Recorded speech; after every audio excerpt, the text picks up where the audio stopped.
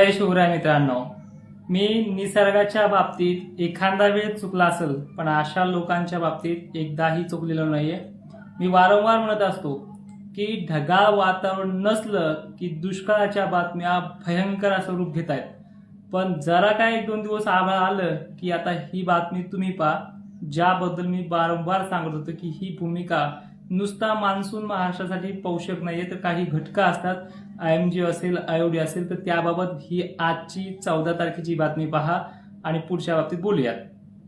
हिंदी महासागरात Indian ocean dipole अर्थात IOD सकारात्मक होण्याची शक्यता आहे। तसं झालं तर पावसाची तूट भरून निघेल असा अंदाज वर्तवला जातोय। जपान आणि अमेरिकेच्या संस्थांनी मान्सूनसाठी दिलासादायक अंदाज व्यक्त केलाय। प्रशांत महासागरात एल निनो सक्रिय झाल्याचं जाहीर झाल्यावर यंदाच्या मान्सून हंगामाविषयी सर्व स्तरातून चिंता व्यक्त होऊ लागली आहे। मात्र एल निनोची तीव्रता वाढत